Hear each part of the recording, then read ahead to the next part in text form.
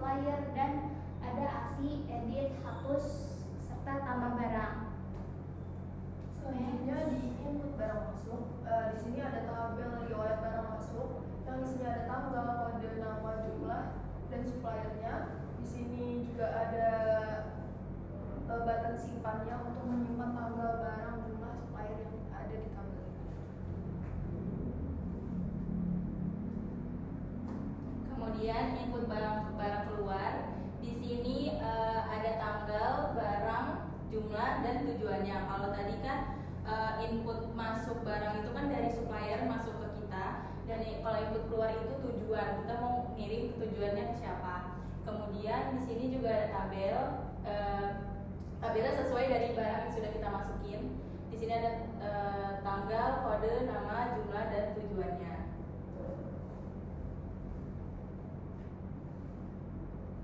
Ada stok opnam. Di sini isinya ada kode, ada nama, stok sistem, stok fisik, selisih, dan aksi. Jadi di sini untuk melihat jumlah di nyatanya secara fisik sama di sistemnya itu ada selisih atau tidak.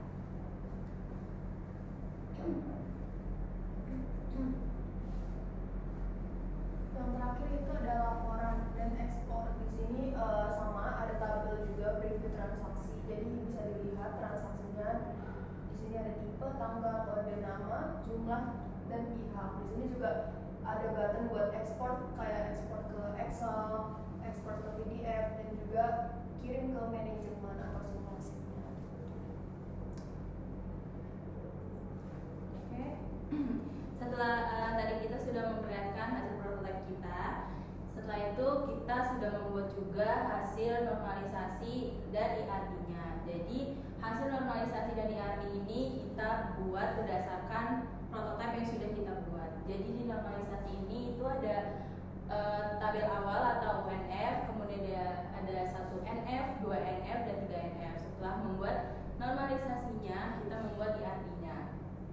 Pertama, saya akan menjelaskan dulu mengenai IRD, yaitu tabel awal atau UNF-nya.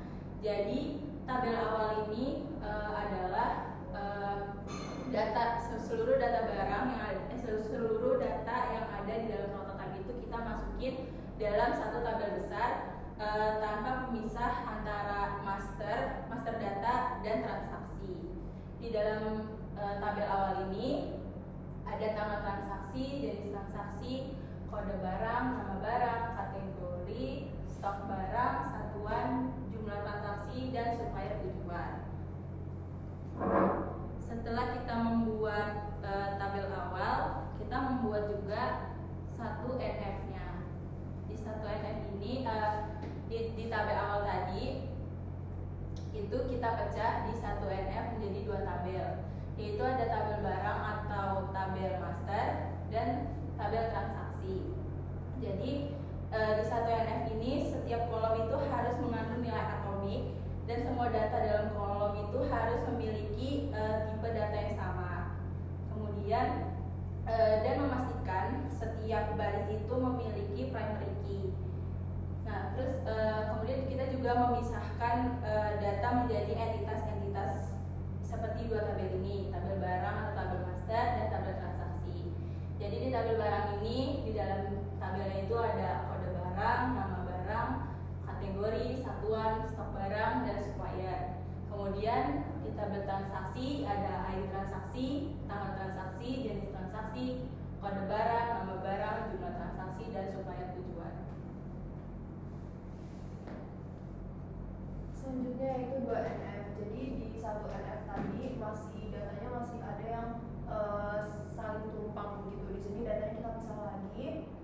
Kalau di satu NF tadi di tabel transaksinya masih ada informasi tentang supplier, jadi di sini kita bikin tabel baru untuk memisahkan informasi tentang suppliernya sendiri. Jadi di sini ada 3 tabel, yaitu tabel barang, isinya kode barang, nama barang, kategori, satuan, stok barang, dan supplier tujuan. Di sini ada tabel baru yang baru kita bikin, yaitu tabel supplier yang isinya hanya ID supplier dan supplier tujuan. Sedangkan yang di tabel terakhir itu tabel transaksi, isinya ID transaksi, tanggal transaksi, jenis transaksi, kode barang, jumlah transaksi, dan ID supplier. selanjutnya itu ada 3NF atau tabel terakhir, rangkaian terakhir gitu. Jadi di sini biar dia lebih rapi lagi, kita buat tabel baru lagi, yaitu tabel kategori. Jadi di tahap ini tuh kita bikin tabel kategori untuk memisahkan dari tadi yang tabel barangnya. Di tabel kategori ini isinya ID kategori sama nama kategori. Di tabel barang isinya kode barang, nama barang satuan, stok barang, ID kategori sama ID supplier masih sama. Kalau ini di tabel transaksi ada ID transaksi, tanggal transaksi, jenis transaksi, kode barang, jumlah transaksi sama ID supplier. Dan sama seperti di 2NF tadi, tabel supplier masih sama, isinya ID supplier dan supplier tujuan. Lalu setelah 3NF yang sudah jadi, kita udah bisa membuat diagramnya. Jadi tadi hasil dari 3NF-nya kan ada 4 tabel. Jadi 4 tabel itu menjadi entitas di dalam diagram. Sini ada kategori, ada barang, ada transaksi, dan ada supplier. Di kategori isinya ada ID kategori sebagai primary key dan nama kategori. Di dalam barang ada ID supplier, itu foreign key dari entitas supplier, terus ada ID kategori, foreign key dari entitas kategori, lalu ada stok barang, satuan, nama barang, dan kode barang, primary key-nya dari entitas barang.